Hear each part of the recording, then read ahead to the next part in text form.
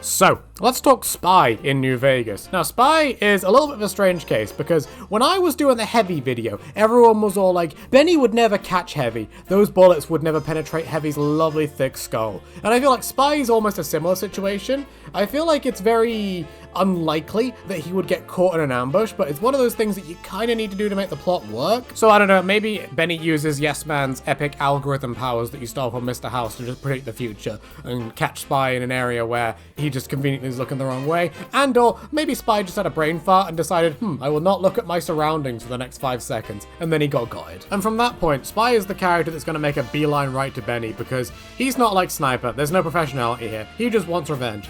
You do naughty things to Spy's bottom, and then suddenly Spy will do naughty things to your bottom, but even more naughtier things. I don't know what that tangent was, I do apologize. Now, unlike me, I think Spy would be fairly no-nonsense with getting towards Benny.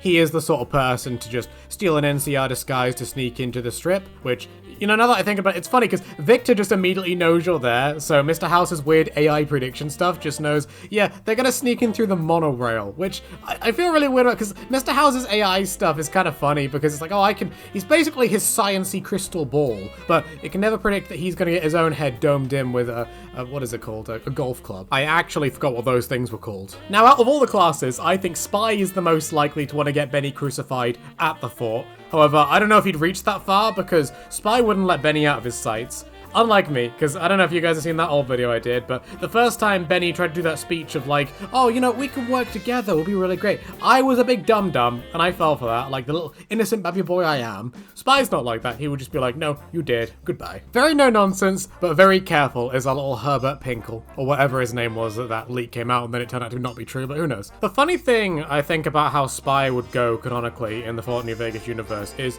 his timeline would end up very similar to the Engineers of all people. Because I think both of them are intelligent enough to know that they need to consider the political climate around them, but also I think they would both go to House because they'd understand the appeal of having all that sort of money and influence under their belt, so to speak. But I also feel like they'd both have it in their minds that they have a trump card against House, Engineer with his technical skills, and Spy with Yes Man if House ever did anything they weren't too happy with. But I think they both understand the value of keeping the NCR and the Legion in check.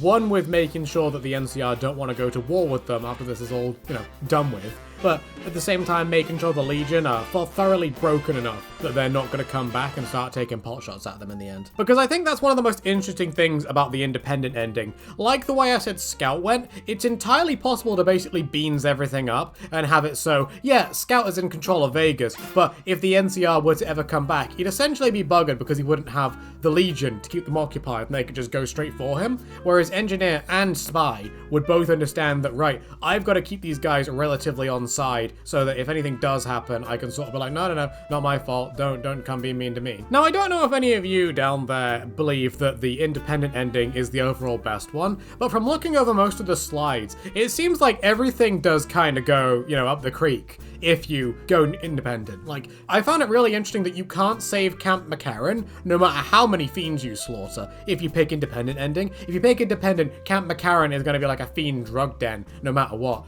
And I feel like independent New Vegas is always set as, oh, this is your perfect one, you get to make all the choices. But all the endings end up coming out mostly for the worst, I feel. Maybe I'm wrong. Maybe you guys can give me a pitch in the comments why the independent ending is actually the best ever and all the other three can go suck it. But, because the Fallout show has kind of turned this on its head a little bit. I originally said in the Scout video that he'd become like the ruler of Vegas, but then he'd probably end up having the NCR coming in a few years and kicking him out. But after the show came out and it was revealed that the NCR got nuked into oblivion, I don't know if they'd have the power to be able to come kick Scout off his throne, so he might be safe. It's the same thing with a lot of other independent endings. I just feel like, yeah, they might be a mess, but in the end, I feel like Vegas would just be one of the safest places around after the NCR goes bye-bye, for the most part. It was really unclear as to how much they are still about, but we'll get there. Season 2, I'm sure Season 2 will explain everything. Probably not. Side note, someone pitched me in the comments once that Spy would go Legion because the Legion like melee weapons, and Spy likes to stab things. Therefore, he'd go to be the Legion.